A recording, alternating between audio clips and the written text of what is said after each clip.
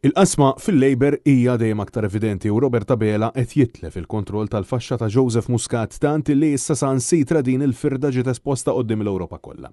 Robert Abela rrid illi it-tlieta filgħodu it-tliet membri parlamentari Ewropej fisem il-Partit Laburista jappoġġjaw lil Roberta Metsola madankollu tnejn minn dawn astjenew. F'kummenti illi li xandir tal-Istat, Robert Abela qal illi d-direzzjoni kienet waħda ċara favur vot lil Metsola għaliex sempliċiment hija Maltija.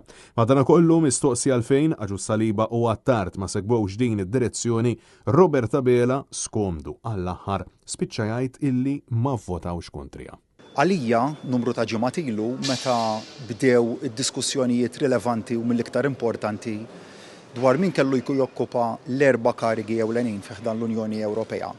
Għalija hemmhekk l-għażla kienet waħda ċara. Għalija l-interess nazzjonali definittivament immilita favur li jien nappoġġa b'mod b'saħħtu il-nomina mill-ġdid tagħha biex tkun tista' tokkupa din il-kariga ta' President tal-Parlament Ewropew. Kellek ukoll żewġ MPs tal-Partit Laburista li ma vvotawx favur Roberta Metsola. Ma vvotawx kontra lanqas u taw l-ispjegi relattivi tagħhom it-tnejn li huma. Dan il-battibek bejn il-mexxej tal-Labor u dawn iż-żewġ membri parlamentari Ewropej ilu għaddej sa minn żmien il-kampanja elettorali wara illi ħallew lill-eks Prim Ministru eks mexxej tal-Labor Joseph Muscat jirkbilhom il-karru elettorali u stidnuh waqt l-attivitajiet tagħhom biex allegatament ingħadda f'ismu bitħejja l-kawża tal-Vitals. Imbagħad fl-ewwel diskors li sar fir-Rialto wara r-riżultat elettorali, Alex Aġus Saliba skopra il ma kellux post fis-sala tant illi xieda preżenti rawh fil-pjazza ta' Bormla waqt li kienet għaddejja l-attività laburista ġewwa s-sala. Sfida illi issa deret ċara anke fit-trasmissjoni diretta mxandra mill-Parlament Ewropew ta' Strasburgu fejn Alex Aġus Saliba baqa' bil-qiegħda waqt illi kulħadd għam iċabċab lil Roberta Metsola eletta mill-ġdid President b'maġġoranza rekord. Intant b'reazzjoni għal dan kollu kemm il-President tal-MHRA Tony Zara kif ukoll il-President tal-Kamra tal-SMEs Paul Abela kkundannaw il-fatt li Aġus Saliba ma vvotax lil Metsola għax fi kliemhom kienet l-aħjar għażla.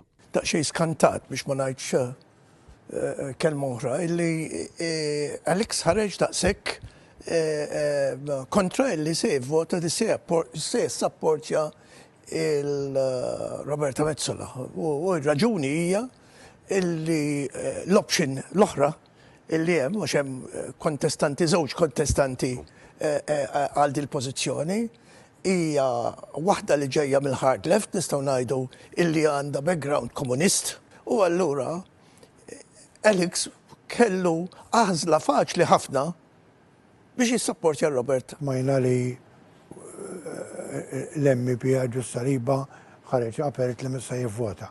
Jina li ma tagħmilx sens li inti għandek 6 membri MPs Maltin għandhom jiġbdu għandek tkun onorat li jkollok kandidata Maltija u li toħroġ u tajt mhux ħadd tivvota. Għana ma l-MP Aġus Saliba kellna kwistjoni kbira meta ħareġ fuq il-prezzijiet u morant il-Kummissjoni biex tinvestiga il-negozjanti Maltin. Sorsi rib sew tal-Partit Laburista saħħu illi din kienet sfida mhux lejn Roberta Metsola iżda lejn Robert Abela u d-direzzjoni illi ta' li 3 membri parlamentari Ewropej.